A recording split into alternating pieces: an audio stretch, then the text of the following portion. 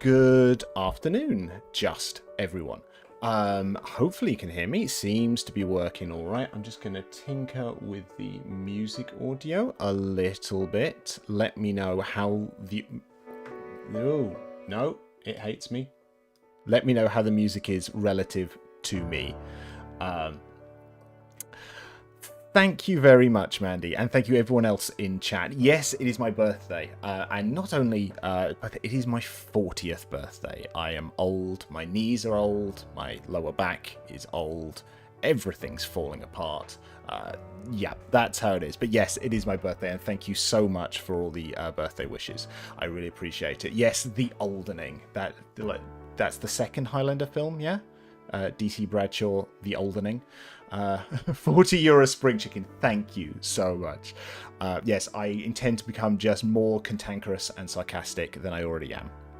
That is the entirety of the plan. That's just it. Without going into it, yeah, I mean, apologies for not streaming so much. It is the summer holidays, so it is trickier to arrange streaming. Also, life has been lifing. I'm not going to go into it, but yeah, there's a lot going on. So yeah, I've kind of been absent over the summer, but I wanted to make sure that I definitely did a stream today to talk about two exciting things, essentially. So we're going to start off with the wider exciting thing, possibly, which is a exciting TYG related thing. And to this end, and I don't have a proper setup for this one because I'm really disorganized on this one, somewhere out there is the voice of Mash. Mash, can you hear me? Do I have to do a ritual? Do I need to summon you? I can hear you. Yes, DC, I can hear you. Aha! Yes. DC, this is Clem Fandango. Can you hear me? I can. Roger that. Roger that. Thank you, Mash, for popping on. Like I said, if I'd been more organised, I would have, I would have done little avatars and stuff like that, but I was not organised. In fact, I even have a little co-streaming setup that I started working on because I'm hoping at some point to do a co-stream BG3 run. So I have a little setup for it. I just need to actually finish it. Where is the Mash summoning ritual? I need to learn this. The thing is, once you learn it, you can never go back on that one. Mash will just appear when you least expect her. I'm like a vampire. You invite me in once and that's it. That's like all autists, though. You have to like specifically invite them to events, or else they just don't turn up. that is very, very true. Yes. But anyway, because it's your birthday and you went in Bants this morning, we're gonna go happy birthday to you, happy birthday to you, happy birthday, dear Dave, happy birthday to you. Aw, thank you very much. Because we didn't do it in Bants this morning. Aw, thank you. That means a lot. That means a lot. Thank you. I hope everyone in chat was singing too. Yes, hopefully. Yeah, I can only imagine the cacophony of chatting at different times in order to do that. And I'm definitely not everyone in the hangout. I'm not inviting everyone on mic. That would be terrible on a number of levels. Oh my god, the delay. It would be awful. I once years ago, I remember playing Rock Band across the internet. Well, not streamed. This was before streaming and stuff like that. Mm-hmm. Rock Band was great, but the problem is we were on Xbox and we had with the mics open so we could hear each other. But then during the game, of course, whoever was on vocals, which was me for some of it and my friend Tegan for some of the rest of it, you're then out of sync. So we had to mute the chat so that, because they're trying to drum along and guitar along and the audio doesn't sync up. It's like, no, technically speaking, you can play Guitar Hero and Rock Band and stuff, across the internet. But no. This is how I got affiliate, actually. So Twitch Sings was a thing, and it was a Twitch karaoke app, and you played it like a game, and you connected it to your Twitch chat, and you would stream through it, and it was awesome. And you would do karaoke, and what you could do to do a duet is somebody would have to pre-record one half of the duet. And they would upload it to Twitch Sings, and then you would get their version of it, and you would sing along with theirs. And like Johan, he used to be really into it as well. It was awesome. I missed Twitch Sings. Oh, that sounds like glorious chaos. Yeah, there's actually VR chat has some karaoke rooms, and they're specifically designed so that the audio of the microphone who's singing is timed to the delay.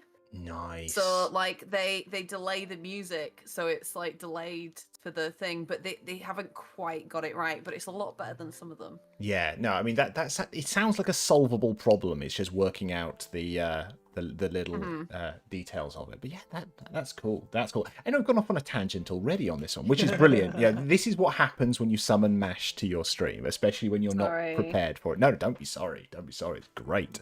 There will have to be more of this, and yes, I will at some point actually put myself on a TYG stream. That needs to happen. Yeah. Yes. I did get Worms, and I realised you had it on PlayStation. Yeah, because it just didn't work on the Mac. It worked, and then the controls just messed around. But yeah, no. Worms should definitely. DC a PC for playing video games on. Oh god, my setup will become even more complicated. I've got my Mac here with 2 screens and stuff attached to it. I have my work laptop there, and over here is my Xbox and my PlayStation, which are go directly into the capture card. I think if I had a PC as well, I don't know. I mean, the temperature's bad enough in it as is, and I'm worried I might become like infertile or something, just with that amount of electrical stuff. Yeah, someone will look at me in 20 years and go, got a child, it's fine. Did you not realise this was terrible for you? Oh, dearie me. But yeah, let's jump into... So beyond being a general... Actually, let's do shameless stuff first. Let's do shameless stuff out the outset. So, yes, it's my birthday. If you would like to kind of celebrate this with me, there are a couple of things you do. There is only one thing I'm really asking you to do, and we will get to this at the end when I get to my exciting announcement on this one, because we'll do my one after the TYG MASH one. Yeah, you want to save it to last. But if you would like to, kind of generally support me in any way, shape, or form on here, you absolutely can. There are a few ways you can do it. I mean, one. This is on Twitch, this is on YouTube. Please watch me on stuff. Equally, YouTube, I am working my way towards the kind of the monetization space on this one. So please, if you can, just open up one of my playlists of stuff and just leave it running. I've been told my voice occasionally is an ASMR quality. So if you want to, listen to my dulcet tones, equally, if you would like to just mute me and just have it running, that's brilliant. Yeah, we're working our way up on this. We've got a way to go. I recommend the Last of Us streams as well. They were fun. Those were chaos. Watch me incompetently play this game. I think I've watched that playlist 3 times now. And just, you could just see me just ballsing it up at every possible turn. But yes, please do that. If you have a Twitch Prime, you can chuck it my way. I'm not gonna, make a huge big deal about that, but there are two other things you could do if you want to before we get to the big one. I do have a coffee link in there, and also Linky is down there. It's £3 a month. It just helps to pay essentially subscription. So because I have a podcast currently on hiatus while I work on Little But Fierce stuff, I have podcast hosting and stuff like that. I have a Zoom paid subscription. So if you want to chuck me £3 onto my coffee, that would be wonderful. It just helps pay some of those bills and means that any profit I get actually gets to be profit, which would be lovely. You get access to some behind-the-scenes stuff. You get updates and stuff. Whoa. Lady Lee, Chair 300 bits. You absolute star. I wasn't asked for, but you are a delight. Thank you so much. That's just that. No, genuinely, that means not. I don't ask for bits, but thank you. Thank you so much. But yeah, I have a coffee. You're welcome to support there if you would like. The other thing, if you would like to, I do have a throne on there. I don't chuck that much stuff on my throne. But because most of the stuff that's on my throne is it's books that my guests on Short Thoughts have recommended. So I've just got them all on there. So if you would like to buy me a book, you absolutely can. If you would like to do books. If you would like to do something else on there, I do have there. I realized when I did my video for Great Ormond Street a couple of weeks ago that I need to get myself like a gimbal for my phone. It actually turned out all right, so I've got them there as a a contribution goal on that one. But yeah, if you just want to buy me a book, that would be awesome. But absolutely no pressure to do so. But I figure if there's a day when you can say, look, if you want to give me stuff, give it. It's probably your 40th birthday. That's probably when you can get away with that. And yet I still feel bad because introverted streamer guy. But there we go. Right. That's done. Difficult thing out of the way now. We can talk about fun stuff. Yeah, absolutely. So we're going to start off with, beyond just adding a general additional element of chaos, let's talk about why MASH is here. So, let's go back, and I'll hand the mic metaphorically to MASH in a second to do some plugging, but I'll give a little bit of context on this one. So, for those who don't know, and that seems unlikely given the crowd here, but this is going to be a VOD. I am part of TYG, Treat Your Geek, because I was wonderfully invited by MASH. MASH is the matriarch or matriarch of TYG. And one of the amazing things that MASH does when she's not hiding behind her pseudonym is she writes books. I believe it was originally going to start as 50 Shades of Elf, in your words, and did not become that, which I honestly think is for the best, because your books are wonderful, and I think they would be very different if they were 50 Shades of Elf. But I'm just a prude. I can't do sex scenes. But no, I think it worked out. So, reaching down here for a second. So, a little while back, I was involved in this. An Adventurer's Guide to Love, Life and Villainy. Please pick it up. It is actually a romantasy, but not too smutty, short story collection, which I very much enjoyed. And then after working on that, MASH asked if I would mind possibly doing some proofing of her main books, which I said, yeah, absolutely. And then soon after, I got a whole bunch of stuff through the mail, because MASH is wonderful and just sends me stuff. And then, sure enough, I read book one. Just bring it up. I read book one, which is A Guard's Refrain, which is sort of the first half of what was originally going to be the first book, but MASH writes a lot, so therefore it was impossible. So I read that, and then I got this through the mail, which is A Guard's Request, which is the second half of the first book. But I think if you look at the two together, that as one book, I mean, it's not too much. It's not insurmountable, but it's a lot. But I very much enjoyed that process, going through that. I very much enjoyed sending abusive messages to MASH when she did terrible things. But no, it is a very, very enjoyable book. But I will not attempt to summarize the joy of this book. I'm going to hand over the mic to MASH to shamelessly say what she wants to say. Go for it. Mean. Asking an author to describe their book is like the harshest thing. It's like, what is your book about? And you're just like, But yeah, thank you. No, I really appreciated you reading and proofing, because like you and Nooks were awesome, and like Mandy as well has been reading.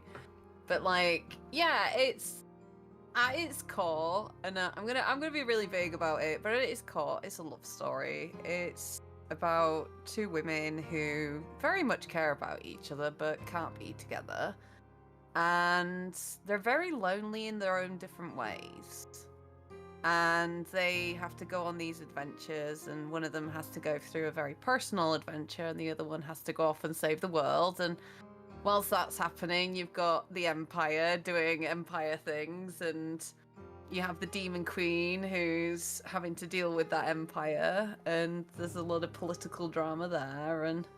But yeah, I think at the end it's a story of love and loyalty and epic betrayals. Yeah. No, I think if you have read the first one, the second one gives you even more so.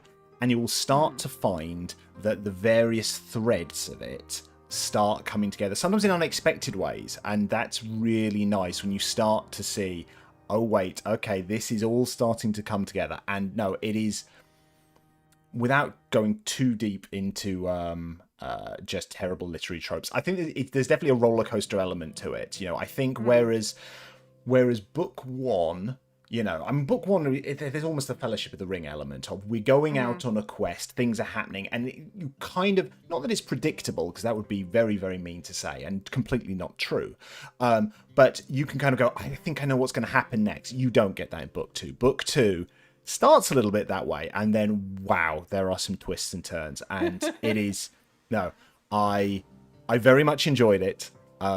I think everything that Mash wrote was earned, but it's a delight. It's an absolute delight.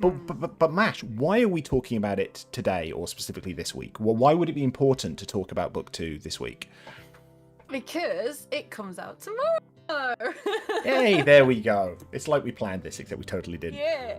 It's also, Prelude is free on Amazon Kindle right now, so if you want to get the short story collection, like, go onto Amazon and grab yourself a free Kindle copy. All the links are on my link tree, so you don't have to go looking. Yeah, but and I just shared that in the chat on there, on both the YouTubes and the Twitches. So yeah, go to the link tree.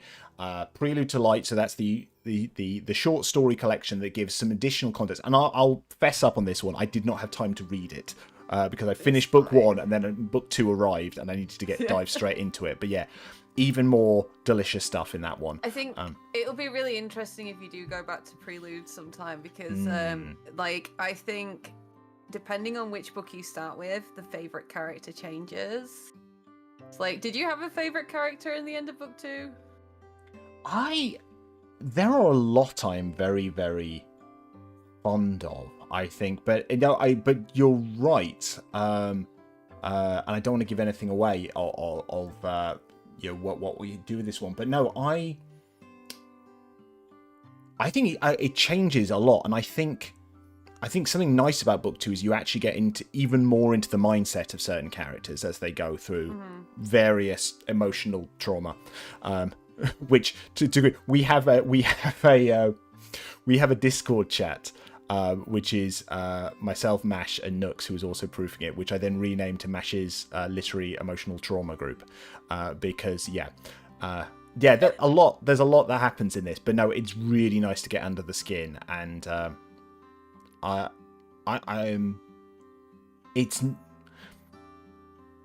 it's not nice to see traumatic things happen to characters or them to go through hard times, but that's how you earn hopefully the amazing stuff that's going to happen moving forward. But genuinely, I can't wait to see what happens next. If you like when reading Prelude again, so like there were some things that because I wrote Prelude after the series. So I was about to release book 1 and I was like, I'm asking people to sign on for a 5-7 book series. And I have no writing on the internet. There is no proof on the internet that I'm a good writer. There is nothing. And I'm asking people to have this faith in me. So I had a complete panic attack. I had a complete meltdown. And I was like, I need to get something together. So I wrote Prelude in a month. It was all short. It was all like, do you know when you're writing and you're like, oh, I'll do this. This is the best thing ever. And then you read it back and you're like, nah, that doesn't fit. So instead of deleting it, I would cut it out and put it somewhere.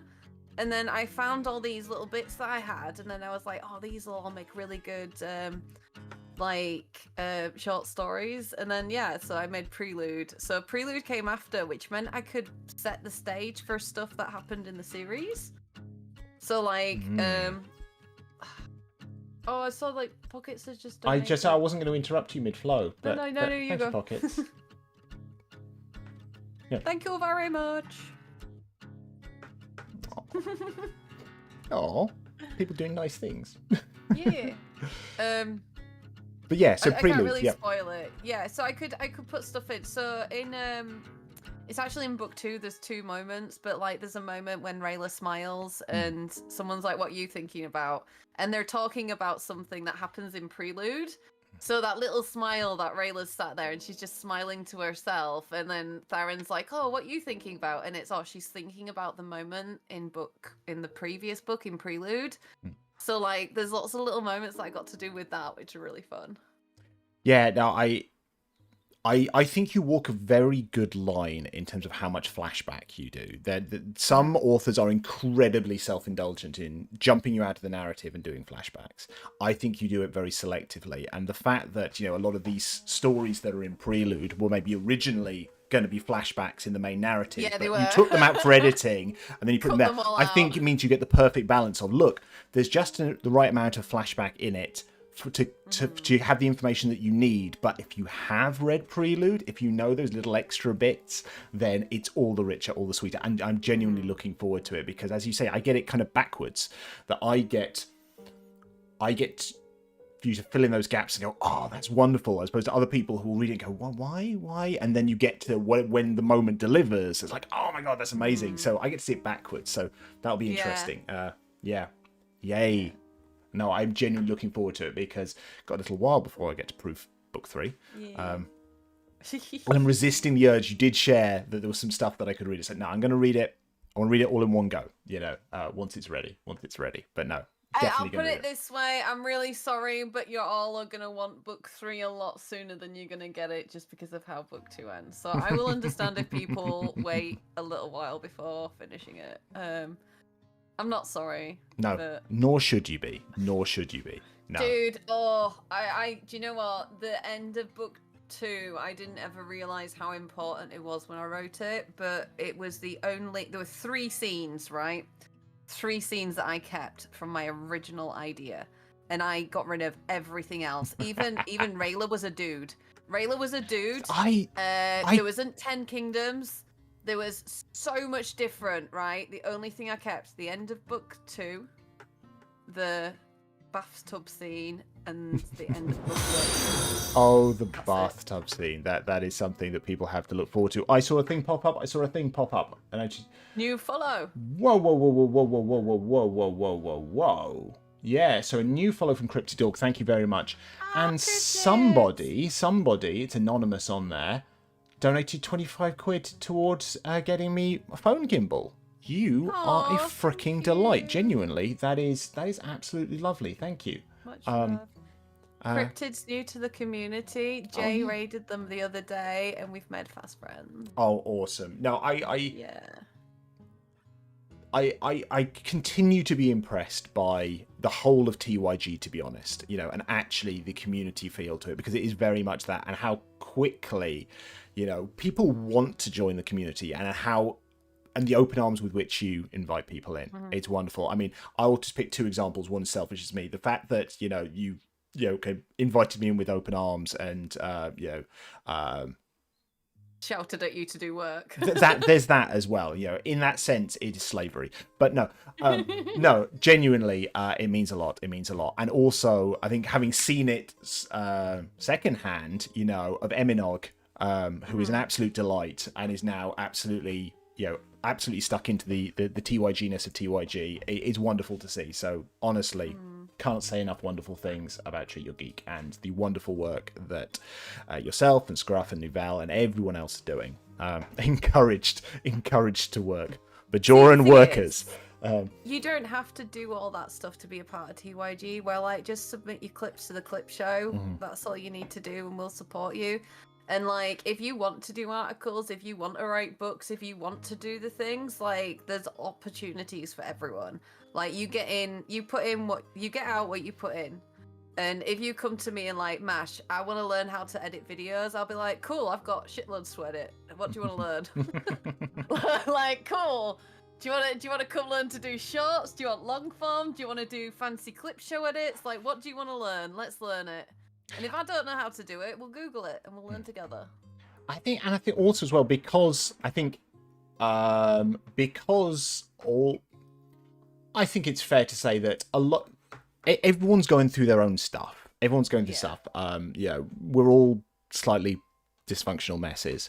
And I think actually the way everyone can chip into stuff and actually look, I would love to do a thing, but life is lifing right now, so can't do it right now. Well, great, let's do what we can, and there's no pressure, and when it's ready, we can do a thing, the fact you've opened doors, so right, people can write articles, but there's no pressure, right, you need to write an article, and you need to do this now. It's when you're ready, and there's enough people doing that actually it gets a good cadence. I'm not saying there aren't times where it's okay, we need a thing, and...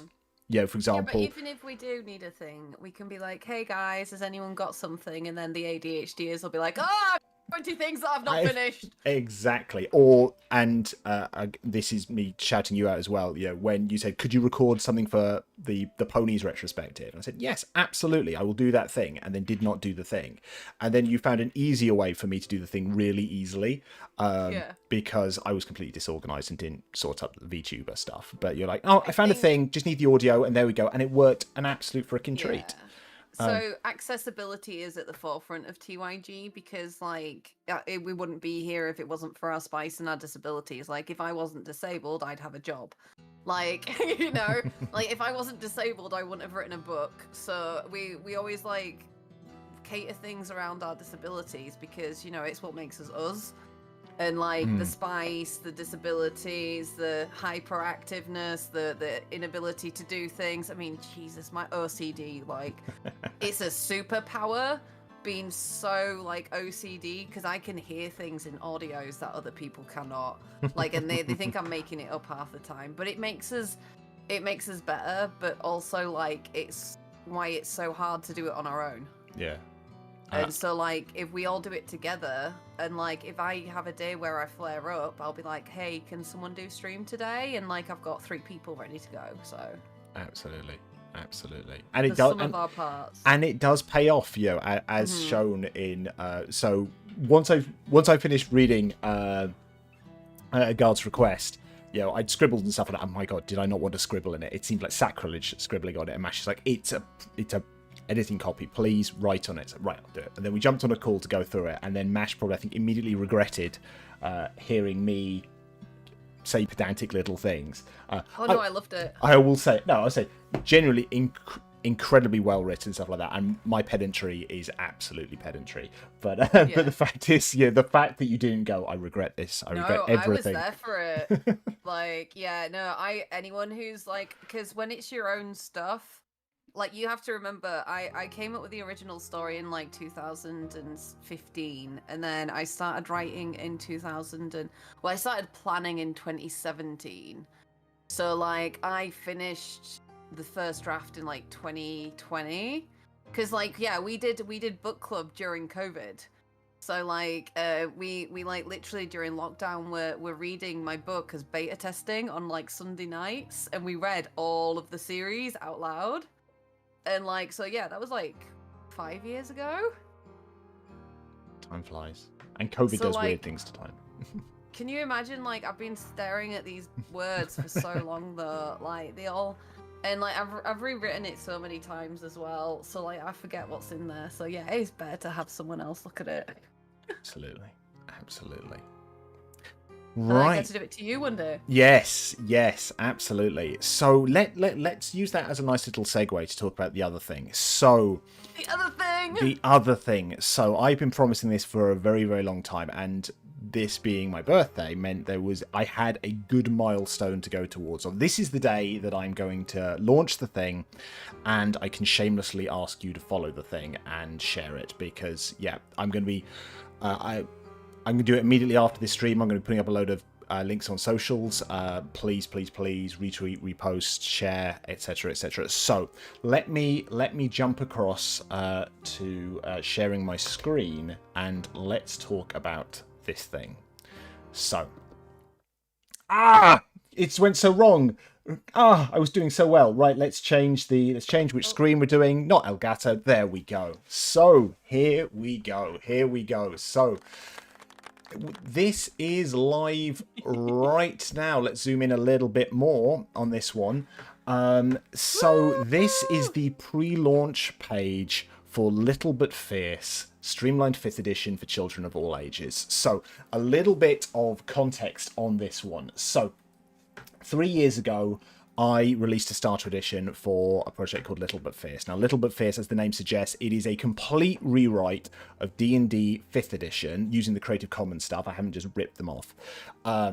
Designed to make it accessible and playable by kids as young as 6. Designed essentially so that when my daughter, who is going on 6, would like to get involved in playing tabletop RPGs, there is a nice launching point for that. So this is what I worked on. I released a digital starter edition back in 2022. It had full class. It had enough stuff for you to play. But I always promised, look, I'm going to do a full version. I'm going to do a version with loads and loads of art. And I'm going to include all the classes, and it's going to be printed. And it's going to be the first Kickstarter I do. And here it is. So the link is going in the chat. It's the pre-launch is out now. We're actually going to do funding in, I think, March. So we've got a lot of time to build up a good following on this one. So absolutely, well, some people have noted something already about the cover art, and I'll show you the full cover art in just a second, done by the amazing Catarina Eusebio, who is a wonderful artist from Portugal. Who's going to do all the art on this one. So there's 3 aspects to this, which you might be able to read on screen, you might not. But essentially, there's 3 important aspects to this. So first of all, rules. And let me just read this. So the 3 main areas: rules, ensuring that unnecessarily complicated rules have either been simplified or removed entirely, keeping the spirit of 5e there without the scope for pedantic rules lawyering. Absolutely. So I've made sure that the rules are as simplified as possible, just so you can have fun with it. You can do the things you need to do without it being unnecessarily complicated. Language. I've made sure that both key terminology and any prose explanations are as simple as possible, so either a young child can read it themselves or a parent can read it to them without having to paraphrase everything. So if I can say something and I could use a 3-syllable word or a 1-syllable word, I'm going to use a 1-syllable word. I'm not going to have lots of parenthetic commas all over the place. You know, there are a lot of tabletop RPGs where you start a sentence, you get to the end of it, and you forget where it started. I've tried to make sure that it is as easy to read as possible. And tone. I've not dumbed this down at all. It is accessible to kids, but it's not babyish. I've made sure we're keeping the fantasy fun, but avoiding unnecessary mentions of more adult concepts, like I never use the word death anywhere in this at all. And I've removed those kind of antiquated, harmful tropes that are sadly still there in quite a lot of D&D and other tabletop RPGs. Like, I'm not having... I'll go for the classic example on this one. I think still, in an awful lot of D&D and other things, orcs are still portrayed in a very racist way. And there is an awful lot of monsters are monsters and they're there for killing, even though they are clearly as sentient and as human as everyone else. So we try to make sure it's as accessible as possible. Let's look at the cover art for a second on this one. So there's the full cover art of this one. So thank you. I love it so much. So absolutely, we have the main character on here, Raven, who is modeled after my daughter. And she was the only piece of artwork on the digital edition, and now we've got a new version of her on the cover here as a red-haired barbarian. Absolutely, someone's noted it already. We have our druid character, as yet to be named, who is in a wheelchair. And I want to make sure that I said that accessibility and representation is 100% here. And I made sure we did an awful lot of research on this one to make sure that we've got a design that is essentially what it needs to be. There are an awful lot of bad fantasy wheelchairs out there that are basically modelled on hospital wheelchairs, which is not good. So we've gone for something that's a bit more like a sports wheelchair with a kind of cow catcher bit on the front. So there's a bit of defense on that one as well. And I've been reading the stuff. There's a lot of people who've been working in this wonderful space. Mark Thompson is the obvious example, who did the combat wheelchair for D&D.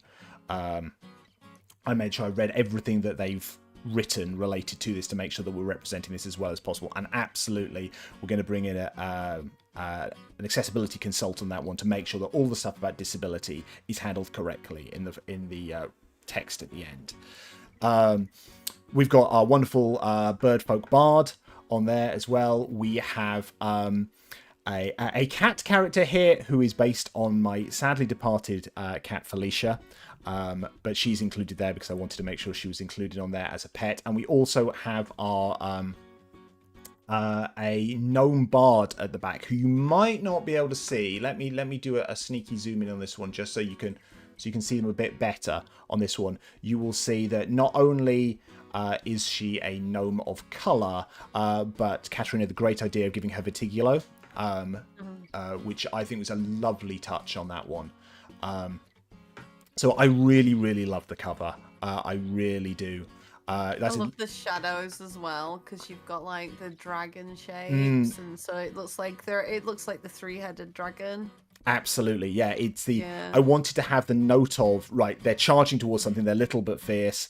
I didn't want to show the creature, but I wanted to give hints of a scary creature. And we decided, well, actually, the 3 heads on that one, it could be a Hydra, it could, if you want to choose to believe that that's Tiamat, who is a trademark character. You can choose to believe that, but I'm definitely not confirming that it is, because I don't have the rights to the character of Tiamat, but I think it worked beautifully well. And I will actually give a little extra shout on this one. So this is the first product that's got my brand logo for DC Bradshaw, which was done by the amazing Older Doodle.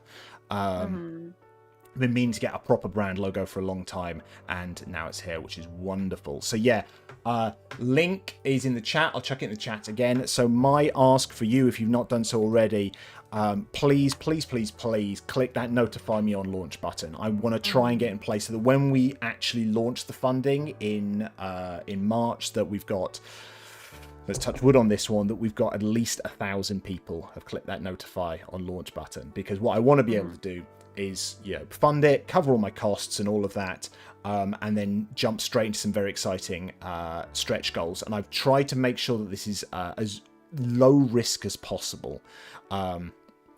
So the whole thing will be written, won't be edited yet when we go live in March, so you don't have to wait for me to write it. I want to make sure in terms of printing, I'm going to print through Drive-Thru RPG. That way you've got a reliable source, and it avoids potential tariff issues because they can print in the US for US customers. They can print in the UK for non-US customers. What else was going to add on that one about it? Low risk. Yeah, the stretch goals are all going to be digital stuff. So I'm not going to chuck in loads of... While I would love to have custom dice and stuff like that, I'm aware it adds extra risk, adds extra shipping, adds all this extra stuff. So it's all going to be digital stuff. Specifically, we're going to be commissioning a few really exciting actual plays that will be those milestones. Not going to announce anything yet. Having some really, really great conversations with a couple of groups on this one, but we're not announcing that yet. But I'm really excited. So let's show a couple of previews on this one. So here's a little preview on this one of what the hero sheets look like. So as you can see, we've got it's sort of familiar but sort of different. Things I've got on here is we've got simplified abilities, simplified skills, because there are way too many in D&D. So we just have 4 abilities. We've got strength, speed, smarts, and smiles. We've got 9 skills. We've got fitness, toughness, hiding, stealing, finding, knowing, understanding, performing, and talking.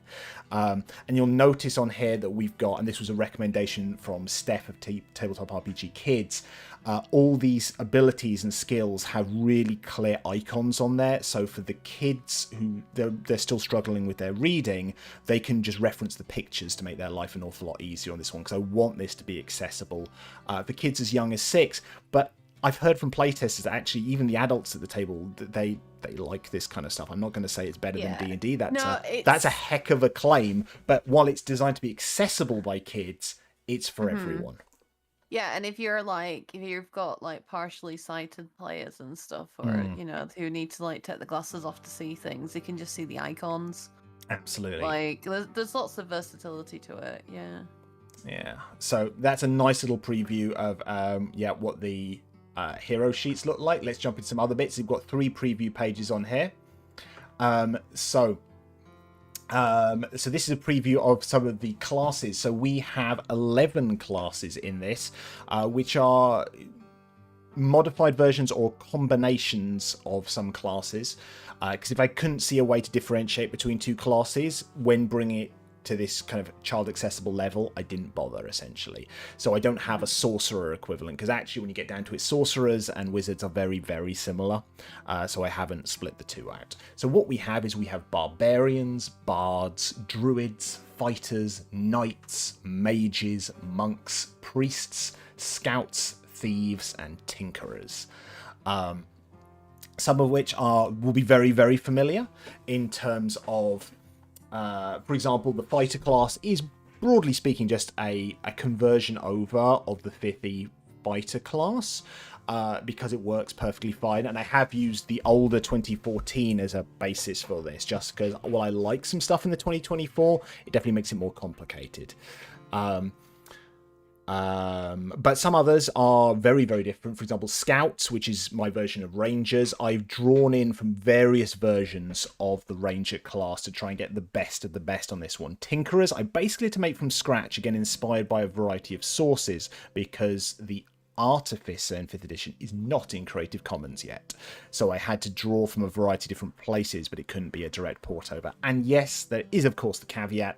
I know that rules can't be copyrighted, but I'm one guy without a team of lawyers. And if Hasbro decided to sue me because they thought I was copying their stuff, I might be legally in the right here. But I don't fancy trying to fight that case. So yeah, the Tinkerer is my own original version of Tinkerer, drawing from a number of different sources, but it's not a port over of the Artificer. And you will see on here we have another wonderful piece of artwork of, I would say, one of our main protagonists, Raven on here, who's based on my daughter.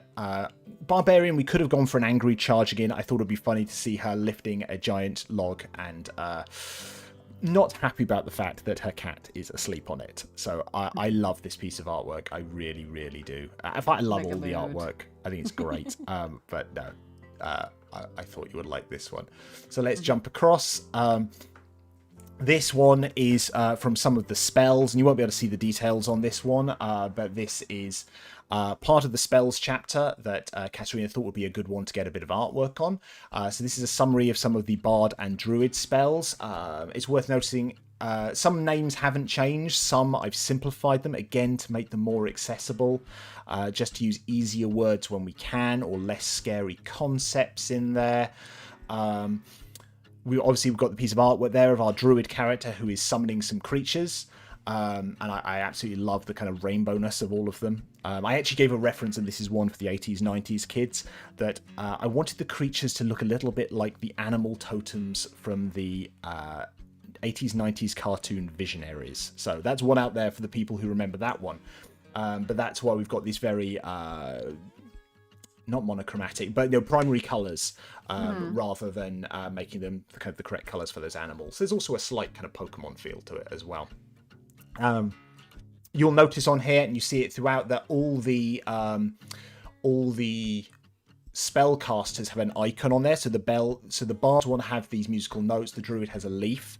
I use that throughout. So when you're actually looking through the spells later on, it's got those icons next to them. So at a glance, if I'm reading the spell Silence, say, it'll have icons next to it to immediately remind you which classes can use it, rather than you going, oh, that's a great spell. Is it in my list? Oh, no, it's not.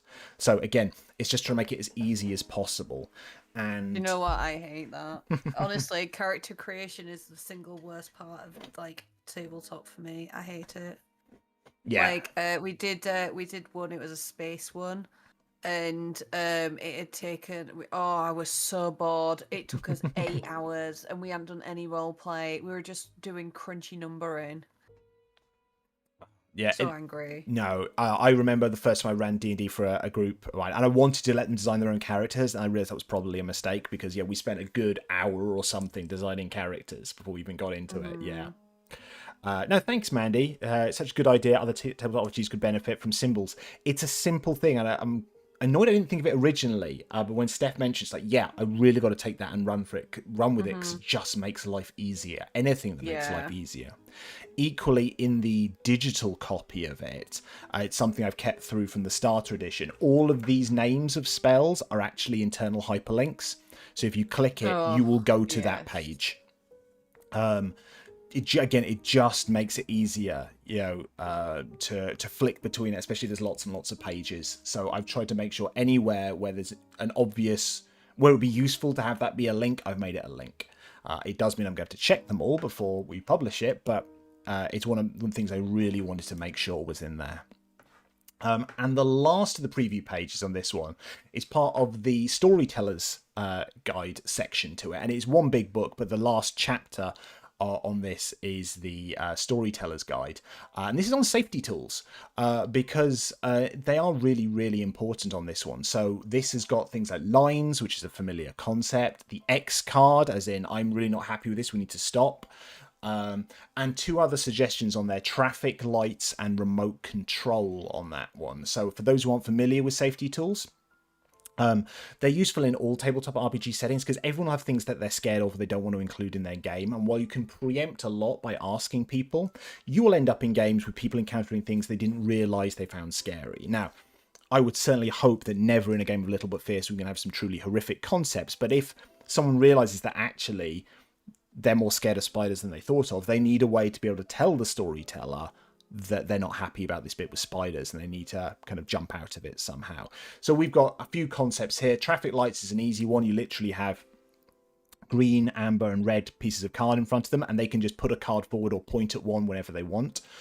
Green means everything's fine. Amber means, look, this is a little bit scary, but I'm okay. And red means we need to stop this right now. And they can just change their cards over to very quickly and easily broadcast to the storyteller how they're feeling about the thing that's going on. Remote control, similar sort of concept, but you can be used in conjunction with it.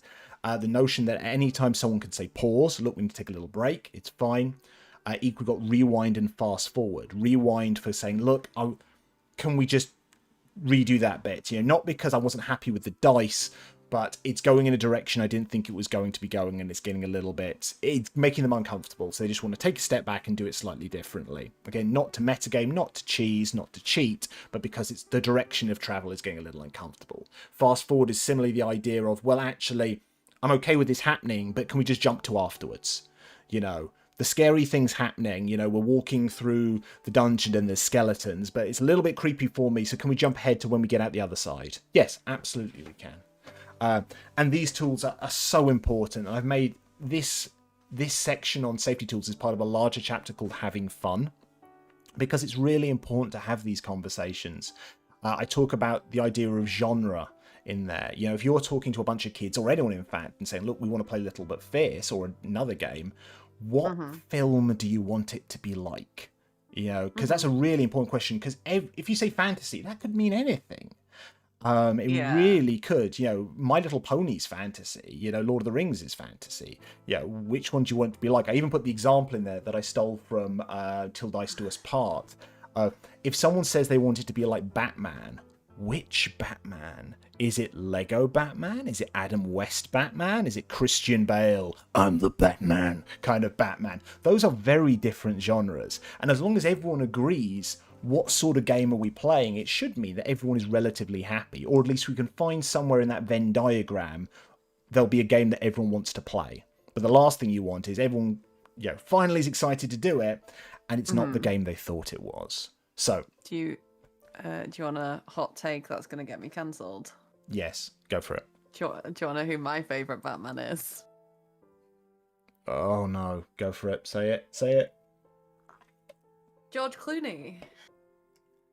Because the Batman and Robin one from the 90s was so cheesy and it was brilliant. And then my second favourite is Batman from the Future, because it was like, it was as good as the Batman cartoon, but like he was like emo and edgy and cool, and like he was so much better than Bruce. I mean that I would personally, I would disagree on George Clooney, but the fact is, it's not my place to say that your fun is wrong. Like it was the best Batman because it was the cheesiest and that's Batman, thing. and it was like the 90s version of the classic 70s. Yeah. And I think that was the most true Batman. Yeah, if Batman to you is that cheesy kapow, you know, Adam West, silly and campy, yeah, absolutely, it's a spiritual successor in that sense. I think I'm not going to turn it into a whole thing, but you know, clearly, while it was sort of in continuity with Tim Burton ones, it you know, wasn't really in terms of theme. But yeah, it is not my place to say your fun is wrong. So good for you. Good for you. You're wrong, but it's not my place to tell you that. Yeah. My opinion differs, that's fine. And as long as we're playing a game that we're all happy with, we're great. I told you it was a controversial opinion. Yeah, that's absolutely fine. No, those are genuinely, yeah, the nipples, and it was the when they were getting into the outfits and the clip, boom, boom, boom, bah, nipples. Alright, I believe he tried to make them look like Greek gods or something like that. I think that's where it was meant to be going from, but it was slightly homoerotic. But there we go. Arnold Schwarzenegger. Yeah, like, it was such a packed lineup. It really was. It really was. But yeah, so that's the preview pages. Just to scroll a little bit further down. I mean, a lot of this stuff we've already covered. Let's talk a little bit about the team on this one. So there's 4 of us who are mainly involved in this. I mean, so there's me, obviously. I'm kind of doing the lead designer and writer bit of this. The other kind of key player at this stage is Katerina, who is art director and illustrator. She's absolutely awesome. Links, when everything goes up on socials, I will be shamelessly linking to Katerina's stuff because she deserves more love. I am really happy that I've got Sebastian Yu has come in, who's going to be my editor for this. Sebastian has worked on a lot of really, really big projects. I think I need to check this. I think they did some work recently on Daggerheart and other stuff like that. So, like, a seriously big name editor. And they're really excited about coming on board for this. So I'm so excited. And it's one of these things where it's like, this is my dream project, this one. This is my passion project. This is the first thing I'm going to be putting out on Kickstarter, the first physical release. And I want to make sure it's right. If I spend years of working on it and get loads of brilliant artwork and it just doesn't read well or it's full of typos and it's I wanted to make it accessible and easy to read, and if it's clunky and horrible, that would be awful. Dude, no, so I'm paying for a good real. editor. Yeah. So pay for an editor, guys. Everybody. It's just like, it's so worth it. Absolutely. So Sebastian's going to be doing that, and Sebastian's also going to be, and this is something I'm really happy about, Sebastian's going to be taking my scribbled notes on style guide, because the way I phrase stuff in Little But Fierce is not the way they phrase stuff in 5th edition. And it's going to formalize that style guide into a publicly available document that will be on my website. So if anyone wants to write their own Little But Fierce content, if anyone wants to write their own adventures, they know how I describe stuff. They know the way, for example, That's cool. So if you in 5th edition would say roll with advantage, I would say roll with good luck. And it's formalizing that stuff. Or how do we do stat blocks? What order do we put stuff in? What words do we include and not include? So all of that Sebastian is going to put into a publicly available style guide that is going to be available for everyone. I'm not going to hide it behind any paywalls or anything like that. So if people want to write their own Little But Fierce stuff, either for their own use or if they want to publish their own stuff, great. Now you know what the rules are. I'm not hiding them for you. I'm not going to make you do your homework in how to do it. So that's going to be available. So I'm really happy that Sebastian's agreed to do that. And the other person involved in this is Rich from Hatchlings Games. Rich has been absolutely amazing throughout all of this. Rich and Catherine at Hatchlings Games have done so many Kickstarters over the years. And throughout all of this, he's been saying, look, Dave, you've got to do a Kickstarter. I'll show you how to do it. I will show you the pitfalls. I will give you all the advice of how to do this stuff. What's the stuff you avoid? How much time do you do it in advance? What do you do? What do you not do? So Rich is there throughout to make sure that I'm doing this as well as possible. So he's there as the crowdfunding consultant on this one. And also, I think we're going to collaborate on a bit of bringing some of his IPs into some Little But Fierce content as well, but he's mainly here as a crowdfunding consultant to make sure that, again, I keep this as low risk as possible and I get the product to you in the best possible quality and time, rather than one of these Kickstarters where we fund it, we make all the money, and then you don't hear anything for 3 years, or you do hear anything, but it's just me going, yeah, it's delayed again because of shipping from China, or I haven't finished writing it yet. So he's keeping me on the rails to make sure you get this product as soon as possible. And my hope is we fund in March and it can be in your hands by December 26 at the latest. So he's keeping me on track of this one. We've got all the pages on this one. I will shamelessly put these testimonials on here as well. So I've got 2 testimonials on here as well. One from my wonderful friend Sarah Johnson, who is an education consultant. In a sea of electronic alternatives, Little But Fierce stands as an exciting and fun competitor that will delight geeky parents and their children alike. Carefully explained for those new to gaming, it brings a great opportunity to roleplay, create characters, and tell stories together. And the other one on here is from Steph Campbell at Tabletop RPG Kids. Little But Fierce is a well-written and thorough tabletop RPG that is true to the heart of D&D 5th edition, but with language and tools specifically aimed at little ones. The character sheet is intuitive and easy to reference at a quick glance. The writing is not only age-appropriate, but age-focused, and there's attention paid to the GM side as well. For anyone wanting to start D&D with their kids, this is a great game to kick off and uses a solid introduction to tabletop gaming. And then at the end here, we've got the wonderful Older Doodle DC Bradshaw logo with 2 little penguins on there. That was my ridiculous ask to Ramona. I said, look, I would like a lovely calligraphy logo, please. And could you possibly decorate it with 2 penguins, please? Because I love penguins. My username for a long time was Curious Penguin on a lot of places, especially while I was still a teacher and I couldn't have a public persona out on socials. But I said, can I have it decorated with 2 penguins? Because I love Norse stuff. I love penguins. So I said, can I have 2 penguins that are a bit like Odin's ravens, who I call Huffin and Puffin. And there they are on the logo. And she didn't. It kind of worked out then, because it would have been confusing having any more penguins in our community. We've already got 3. That's true. Yeah. That would be a lot of. That'd be Can a you lot of imagine if penguins. we had 4 penguins? We've already got Pengy, and then we got Penguin's Lullaby. We would need to just start a crime-fighting penguin team. That's the only option. You have to be Penguin it'd be Squad. like the Squirtle Squad, but with penguins. That's Pengy exactly pack. what it would have to be. Oh, we should maybe do that anyway. Yeah, let's do that. So here we go. So there we go. That's Little But Fierce. Pre-launch is up right now. It's up.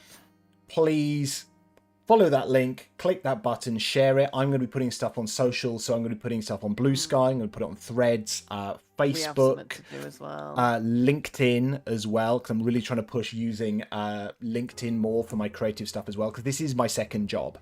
It's not the one that pays my mortgage yet, hopefully, touch wood. But yeah, I'm sharing this stuff. So if you follow me in any of those places, well, please do so.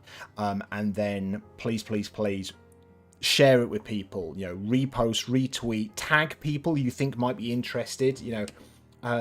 A huge reason why the original Starter Edition did so well is I was very lucky that the author Gail Simone and tabletop RPG legend Matt Mercer both retweeted it on the night I released it, which did a huge thing. It's why the digital Starter Edition has sold like 800 copies, which is like the thing of mine that has sold the most. So I really need to expand my audience with this. I've got like 6 months, a little more than 6 months until we get to March 26.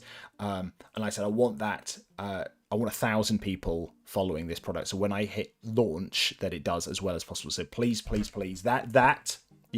we've got some incredibly generous people who've already done bits and coffee and back stuff on Throne. But the present you can give me for my 40th birthday is to share the living heck out of this. Follow it on there and just share it with people. Tag in people you think might like it. That could be parents, could be teachers, could just be people who have always wanted to play D&D and said it's too complicated.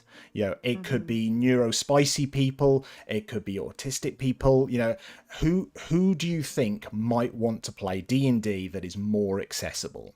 And again, it's designed to be played by children, but it's not babyish anywhere in it. It's not. I haven't dumbed down the language. I've just made sure it's accessible. And all of it is designed to be as friendly and as accessible as possible. So yeah, while admittedly I've got kids on the cover, doesn't have to be kids. So no, please. We're going to try and get something done with it, because we were looking forward to trying it out and doing a TYG one. Yeah, there's I think a lot of fun we can do with that.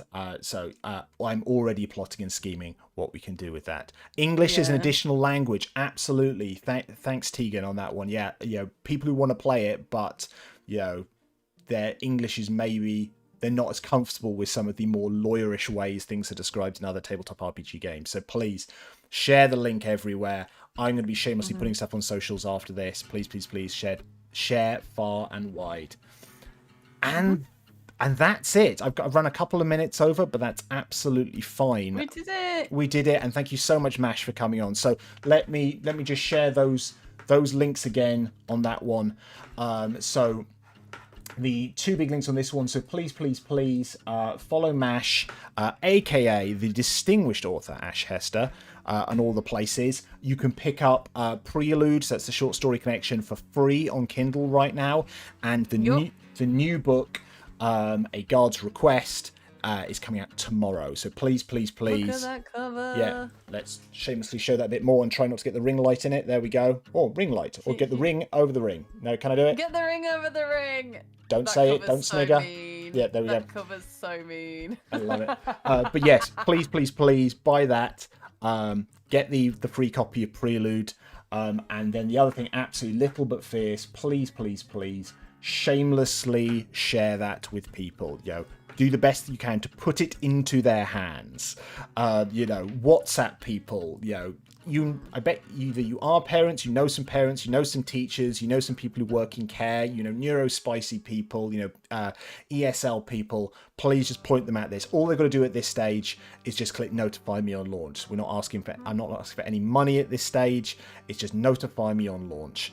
And any hype I can get around it's better. And if there is anyone who either has played the Starter Edition or would like to be involved in play testing, I'm going to be putting out a call over the next couple of weeks to ask for play testers, so that I can get a wider range of people play testing it again, to make sure that the second I click that launch button in March, it is as high a quality as I can make it before I've paid my editor. So yeah, if you know anyone who wants to do it, great. If you want to throw money at me now, you absolutely can. I will. The only thing I can do on that regard is have a look at I'm just grabbing a link for you. So if you want, I will also chuck the link to the Starter Edition and the bundle and stuff like that. And I would ask you, if you're looking to back the Kickstarter, and I don't want to make you double dip on this one, I have a link on my website, which I've just put in the chat there, where you can get $1 community copies of the Starter Edition. It's exactly the same content, it just costs you $1 rather than the full price, because I don't want you to pay full price for the Starter Edition now and then double dip in March. So this is my permission for you to use the $1 link. Grab that. There are also some expansions on there, some free stuff on there that you can have a look, have a play around with while you're waiting for March to come. That's it. I think I would say a huge thanks to Mash to joining on here. We are going to raid across to TYG, who are playing Prince of Persia, because I think it is only fair that we jump across to TYG. Yeah, everyone please follow. We need 250 followers on Twitch, and so we can get lurkit codes, please, and send to you. So I've chucked the link to the... Oh, we've got something else. Things are popping up. Beast, thank you very much, Beast, for the follow. I have chucked the YouTube TYG link in the chat here, because we can't do raids across to YouTube. You actually can. We can? You. Oh, yeah, yes. You can, basically in the back end, when you do the edit thing, there's a thing that says redirect, and you can redirect it to a live channel that you follow. That's very cool. Right, yeah, I'm going to have to play around with that. But here's the cheap and dirty way here is the YouTube link has gone in there. We're going to do a Twitch raid across. I don't know when I'll be back. It'll probably be back in September for regular lunch chats with games. But I'm going to try and do some gaming streams in the evenings. I don't want to promise because, like I said, life is lifing right now. It's very, very busy, and I don't want to overpromise. Thank you, Cozy. Welcome to your 40s. They're fun. If as a perfect example, Cozy, if yours is an example of what 40s are like, I'm in for an absolute treat on this one. So we're going to raid across. Thank you so much again. Thank you, Mash. And thank you all. Please shamelessly share Little But Fierce and make sure you get your copy of A Guard's Request. Alrighty, take care. I'll see you all soon.